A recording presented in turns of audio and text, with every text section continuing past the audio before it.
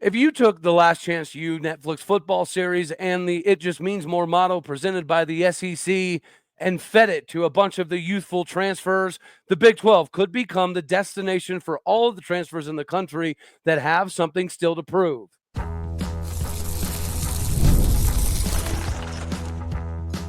You are Locked On Oklahoma State, your daily podcast on the Oklahoma State Cowboys, part of the Locked On Podcast Network, your team every day.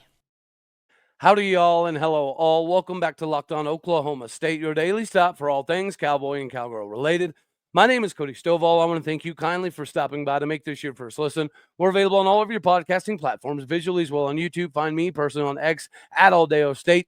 Today, we get to roll right into the conversation of where the Big 12 Conference currently stands. And, of course, there's been some discussions in regards to whether it's going to be a 12-team or a 14-team playoff or a 16-team playoff, and the 14-team playoff looks likely. And is that going to mean the SEC is going to get multiple automatic bids and the Big 10 is going to get multiple automatic bids, while the Big 12 and the ACC are going to have to fend for the scraps, and the G5 might be lucky enough to continue to be involved in the CFP? With all of this kind of going around, we know already, it is proven that a lot of the transfers that leave a school like an Oklahoma State and go to an SEC school, regardless of production, they typically get a little bit of a boost because they went from the Big 12 to the SEC. Likewise, we see the other direction being hit equally with you leaving the SEC. You get demoted on your stars and your ratings and your potential if you come to a Big 12 squad. And just like if you played in the SEC for years, like some of the new Cowboys have, that came with a badge of honor. Here in the SEC, we play defense a little bit different. We play the O-line, D-line a little bit different. Now, fast forward and imagine being one of those individuals that has played 2, 3, 4 years at a Big 10 or an SEC school, and they're getting downgraded after multiple years of starting because they're at a Big 12 school. If there is going to be a sense of pride restored for your universities, I think it's going to have to be a byproduct to some degree of this very thing. Of course, you're going to want the guys that bleed orange, that have grown up idolizing Oklahoma State and wanting to play on that field their entire lives. And that could be the same for every Big 12 school across the country. There's going to be a decent number of those guys who are still willing to run through brick walls without asking questions just to be a part of the university and to play a game or some games or some meaningful snaps on the field that they grew up idolizing. You definitely want that. But that also comes with 2-star, 3-star guys that need 3, 4, 5 years of development before they're really going to have the opportunity to catapult themselves into an NFL stratosphere. Fast forward to this era, and why I feel like we should embrace that. Some of these dudes that have come from UCLA, have come from LSU, have come from Oregon, have come from Florida. They hear some of the conversations as well as, well, the only reason Shanae Bradley would go to Oklahoma State is because he was never going to be able to cut it at an SEC school like Tennessee. The only reason you're going to end up with a J.K. Johnson from LSU is because he was never going to cut it as much as he previously did at LSU, or he's getting passed up. The same can be said for Mordecai McDaniel coming over from Florida. Sidvini Havili Kafusi, I think, is another individual that's going to have the potential to have this conversation pop up. Trip White coming over from Ole Miss. And as you look across the Big 12, you're seeing a little bit more of this. Of course, you're still going to have your Gannon University, your Weber State individuals that have the opportunity to make a big name for themselves. But on top of that, you've got individuals that are being written off. Former 5-star All-Americans. Of course, Oklahoma State has a few of those as well now, that have been written off at their previous SEC schools or their previous Big 10 schools.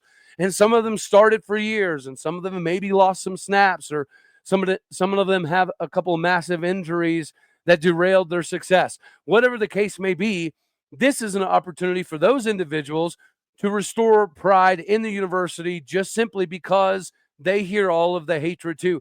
As much as they loved it when they were members of the SEC and the Big 10 and getting all of the praise and all of the additional bumps and gradings and accolades, they're going to have this as an opportunity to kind of prove people wrong once again. So ironically enough, are you going to have as many individuals that can come to your university that bleed your university's colors and they're willing to do more because, they could see the stadium out of their living room window growing up? Maybe that's going to die down a bit, of course. But now you have the opportunity to restore pride in the university just simply off of embracing the conference. Much like the SEC was annoying before the SEC was ever even anything spectacular, they were chanting SEC and they were running around with these logos and these signs before it ever meant anything. They were pushing it in people's faces. So the youth over the years, they started buying it. They started believing in it. And then it turned into, if you were a big time defensive tackle or a massive offensive guard, you were going to go to the SEC because that was going to give you the ability to get to the NFL quicker. Well, they're going through the same transfer portal madness as everybody else is, but this is an opportunity for the Big 12 to do something similar. If Arizona State would have beaten Texas, hopefully Big 12 country would have been able to ride that into the sunset, but that didn't happen. And I don't care if it's Oklahoma State, as I've said previously. It can be KU, Utah, Arizona State, Arizona, Baylor. I don't give a hoot. Kansas State. Somebody just needs to kick that door down to change the perception. The perception of the Big 12 is the same perception that was given by Kansas State, TCU in the national championship game after losing to Kansas State in the Big 12 title game. Regardless of how it looked, they beat Michigan, but nobody remembers that. The Texas game. Nobody's going to always remember the penalties that were not called, the targeting that wasn't called. And the biggest difficulty I have with that game is, by law, that ball bounced off the turf and went through the uprights. But of course, there was madness, rushing on the field. The game was over. And we all missed it live. So did the referees, so did the team essentially. But by the rules of collegiate football, that was a good field goal. So Arizona State should have won, but nobody's going to talk about that. They're going to talk about how they just couldn't get it done. Nobody's going to talk about the refs, the targeting, the missed field goal, or maybe a made field goal that wasn't called. Nobody's going to talk about that. They're going to talk about how the Big 12 is still far behind. And recently, a very well-known analyst, Bud Elliott, put out a tweet. In terms of having a legit title contender, the Big 12 is closer to the G5 than any of the other power conferences. I love the Big 12 for its entertainment value and competitiveness, but barring massive structural changes in the CFP, we will all be dead before the Big 12 wins in the playoff. If you transferred to Oklahoma State or an Arizona State or a KU from one of these places that is being lauded as the creme de la creme and you're only good if you play at these places, this has to rub you some certain kind of way. If you used to be praised and you used to get the benefits of being in those conferences, and now you realize maybe I'm stronger, maybe I'm faster, maybe I'm more athletic, maybe I read the field better now than I did in my 3 years in the SEC, yet all of the publications are saying, well, if you went to the Big 12, that's because you've lost it. That's because you couldn't cut it. You couldn't hack it anymore. This needs to be something that we embrace as a conference. Okay, fine. Let's say that you were ran out of Tennessee, you were ran out of Georgia, you were ran out of LSU or Oregon or Florida. Okay, come to the Big 12, come to Oklahoma State and prove everybody wrong, because when it does happen, it is going to mean significantly more. When a Big 12 team does finally kick that door down and we play for a national championship and do more than that, win a national championship, if you happen to play in this conference or you happen to play for a Big 12 title or you happen to be in this conference representing the CFP, that is going to mean something to you. And it's going to give Brett Yormark the ability to put another feather in his cap of potential marketability. If they want to pretend that, it's the one true conference that you can go to the NFL, if they want to pretend that battle's only between the SEC and the Big Ten, then we have to do something about it.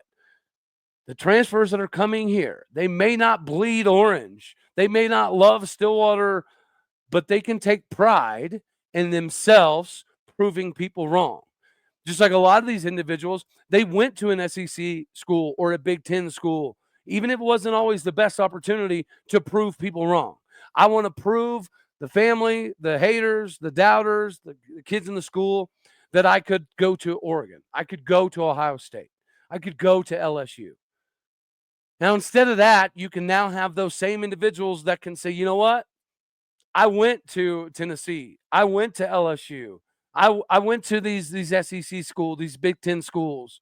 I got to experience some awesome things, but it never meant as much as when I was at Oklahoma State. It never felt better than when I was in the Big 12. There needs to be a somewhat seismic shift. That I agree with Mr. Elliott on. But this fallacy that the Big 12 is and the ACC are light years behind everybody is just absolutely ridiculous. And so if you're a transfer, this is your opportunity. And as a fan, this is a good time where you may not have the people that, again, will get the brands and the tattoos of the university, but it can change their life. It can change their careers. It can completely put the trajectory of their future in a completely different realm, and they will be appreciative of that. So perhaps we need to be the last chance U of conferences and embrace it and publicize it and market it and make something happen with it. That's the biggest ticket. That's the biggest key. And you have to have the right management to get it done. And speaking of management, my favorite sponsor is back. This past season, I had a blast with Roy. And likely, I know some of you did because I've gotten some of the messages.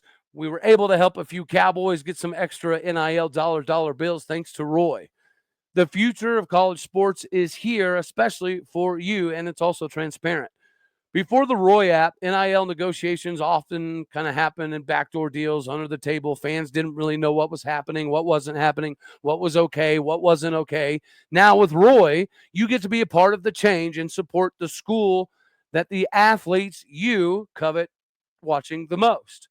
And it's the most transparent way to physically possibly do it.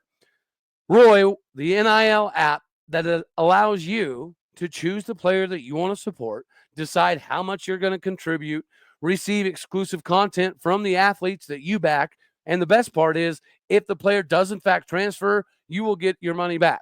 It is a risk-free way for you to show your support and help the individual Cowboys that you want to see supported the most. The Roy app is giving fans control. No more uncertainty. Now you can provide transparent, impactful support to help shape the team and the future rosters of your favorite college sports programs. Download the Roy app now from the App Store and start backing Oklahoma State Cowboy athletes the way they deserve, with transparency, trust, and make a real impact. This is the future of college sports. NIL. Join today by downloading Roy and supporting your favorite player. Again, I had a blast last year highlighting some individuals and seeing them reap the benefits of this app and being part of Oklahoma State. So support your favorite Cowboys or Cowgirls by downloading the Roy app today. Roy's a good way to manage the potential rosters that you get to be a part of. Another way of doing that is a general manager. Now, of course, OU recently named a general manager, and that seems to be a big topic of conversation for a lot of Oklahoma State fans. And ironically enough, it doesn't seem as though that it is public knowledge that Oklahoma State does in fact have a GM already for football, and is the same individual that used to coordinate most of Pokes with a Purpose, and I'm sure he still has a hand in all of that as well. And that is the former Cowboy himself, Kenyatta Wright. So as much as OU is being praised for this being a thing, Oklahoma State did something similar, but we didn't do it with all the hoopla holler. We didn't do it without all of the media congratulations and admiration. And of course, Oklahoma State has gone through a decent number of difficulties in the offseason from the Board of Regents, potentially removing Gundy and then Gundy keeping his job and doing a deal a little bit later than the deadline with Dr. Casey Schrum and Athletic Director Chad Weiberg, kind of making the Board of Regents look a little less able to throw their weight around. And then right after that, you have Dr. Casey Schrum resigning over some what appears to be complete bull honky of donors not liking the way things are done and donors not liking some of the names that are on the buildings. And they just, I don't know. It's been a little bit of a mess. And then on top of all of that, in between then, Mike Gundy had to completely clean out the entirety of the football staff. There was only a couple individuals that were able to retain their positions or jobs in some capacity at Oklahoma State. Bringing in the Todd Grantams of the world and the Doug Meachams of the world and the Cap Dedes and the Jules Montanars and the Ryan McNamara's, I think that's going to be absolutely massive for Oklahoma State moving forward, just like I think it's huge that we have Kenyatta Wright doing all of this. Why? Not only because he was part of the financial side of the game that was coming forward at Oklahoma State, so he was there when the groundwork was kind of being put in with Pokes with a Purpose. The QR codes that would have done absolutely massive things for Oklahoma State student athletes and the NIL game in general. It got shut down for whatever reason, but thankfully Kenyatta was part of that whole process as well. So the visionary capabilities are already there. And we just talked about trying to merge some of the transfer portal guys and some of the tried and true, I'm going to bleed this color and this university till the day I die. Merging those two makes sense, especially when you have somebody at the helm like Kenyatta Wright. Kenyatta Wright obviously goes way back with Oklahoma State, so he's a Mike Gundy guy with a lot of affinity for Mike Gundy. But at the same time, he understands that there's a landscape from a business perspective and just the way the recruiting's working now, that you have to be somewhat at the forefront of this stuff. The recruiting has changed because the transfer portal has become a very big deal. Now we have to determine, are we going to do what we did a lot like this previous season and spend a lot of money on retention to retain the guys and keep the Ollie Gordons, the Nick Martins, the Colin Olivers of the world, or do we have a little bit of a shift coming into this season? Kenyatta Wright being part of those conversations, I think, is going to be good for Oklahoma State because, again, he can merge the tried and true, loyal to the bone, grew up loving Oklahoma State and wanting to be Cowboys their whole lives. And he can merge that crew with the individuals that, of course, want the financial compensation, but also just want to prove that, yes, I'm coming to the Big 12. I'm coming to Oklahoma State to kind of change the trajectory of my career. And in the process, Kenyatta has an eye for talent.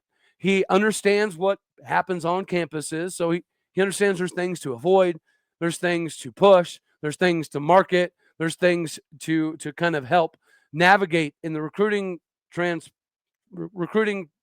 portal era, while also understanding that there's a bottom line, that Mike Gundy is a legend that has earned a significant amount of respect for a multitude of reasons. And I'm sure Kenyatta has to be able to take into consideration that Mike Gundy did what he's not typically used to doing, which is firing people, not only people, but literally almost everybody. So Kenyatta has the backing of Mike Gundy likely in this role, but he also has those connective pieces from the past, the present, and the future of what it means to be an Oklahoma State Cowboy, but not just a surface area view of it.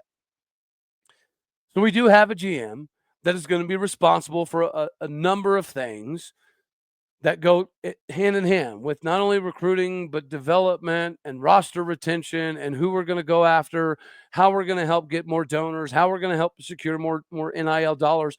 What are some other areas like the QR codes that could be beneficial to Oklahoma State? What are some more things that we could be at the forefront of in helping the uptick of not only Oklahoma State, but the conference in general? So general manager seems to be the route that everybody's kind of, going to go. It'll be interesting to see if everybody in the conference is able to afford, staff, the NIL, and have a general manager, extra analyst.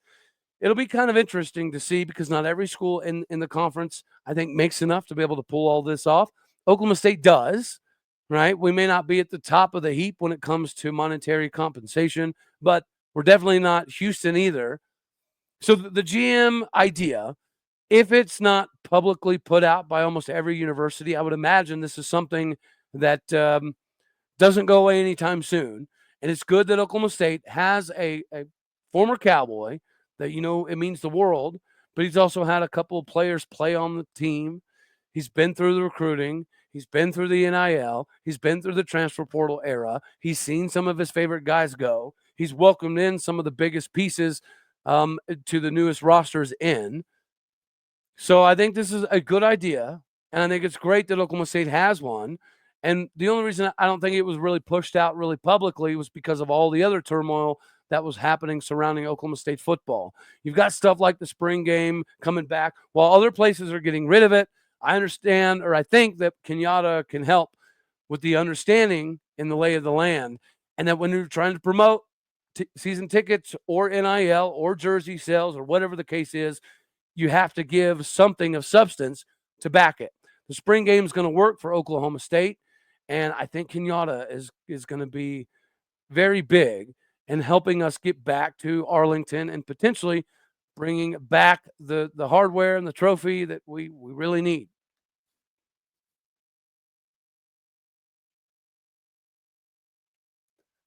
Alrighty, y'all, before we skedaddle on off of here, I do want to talk a little bit about a security blanket because, of course, Doug Meacham does, much like Kenyatta Wright, have the ability to bridge multiple gaps for Oklahoma State.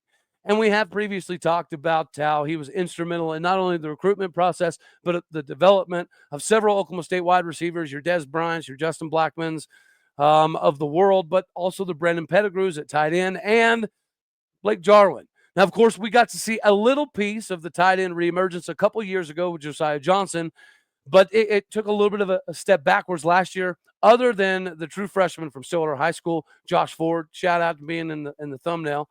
But at the same time, Doug Meacham recruited Blake Jarwin.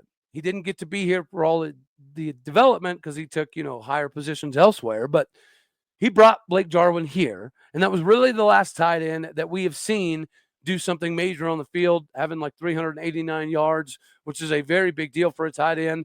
We need to get back to that. And I feel like not only can we do that, but this needs to be a recipe for success for the quarterbacks. A quarterback's best friend oftentimes is a security blanket, and security blanket, of course, can be, the running back coming out of the backfield, but it can also be the tight end. We just mentioned Josh Ford, the 6'6", 255-pound sophomore, made an impact as a true freshman last season when it didn't really look like he was going to be able to implement himself into the lineup early. He did that. He did exactly that. And then you also have Quentin Stewart coming back that takes on more of the blocking style of role, but he has the leadership capabilities. He understands the different offenses that have been installed. He understands, even to some degree, what the Cowboy back was supposed to look like. Then you have Jordan Owens, 6'5", 285-pound tight end coming over from Central Arkansas. Will Money, 6'4", 230 pounds from Utah State. And Oscar Hammond, the 6'3", 240-pound tight end from North Texas, originally from UCO in Collinsville, Oklahoma. This is one of the reasons that I'm excited about the quarterback battle. And regardless of who wins, I do think that whomever utilizes the tight end position the best will have kind of an inside track on winning the job. Because Doug Meacham would have not brought over this many tight ends if he didn't plan on utilizing it. We would have not have completely done away with the fullback position if we didn't plan on utilizing the tight ends in a multitude of roles. So the quarterback that is able to utilize the tight ends as the security blanket, I think, will have an upper leg on winning the competition after spring and fall. So to me, that's one of the developments we need to pay attention to, is what tight ends obviously emerge other than Josh Ford, and what quarterback seems to be utilizing the tight ends within the offense the most to have the most production. Speaking of production, Cowgirls got another W. It was a close one. We had a couple of home runs by Amanda Hassler, the NC State catching transfer, that proved to be the difference in the ball game. Katie Coots continues to look better and better and better. I don't think we've still found, our groove per se in softball, but the Cowboys get yet another W. And this was kind of a fun one because some of those individuals that we've been wanting to see more of, like Bo Sylvester and Ryan Muir, we did actually get to see, and they put together pretty good performances.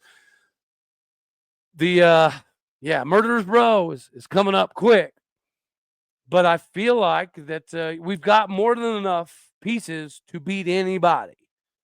I think we've got more than enough pieces on the mound as well for that to be held as an equal conversation. And now we've got some midweek guys that can slide in. And we've got some additional pieces that if we had some injuries pop up, we wouldn't be completely in a disastrous position. But anywho, that's all we're going to have for this one right here. As always, you know I love you. God bless. Go Pokes. Thank you for tuning in to make this your first listen here in Locked On Oklahoma State. You could be anywhere. So happy you choose to be here. Do me a favor. Doesn't cost you nothing. Hit the like button for my YouTube folks out here. My podcast people out there. You're the bricks, the bread, the butter, the fountain, the fondue, the funny stuff, the funky stuff. You know what it is. Do what you do. Hit the stars. Leave a review. I appreciate you. Later, my taters.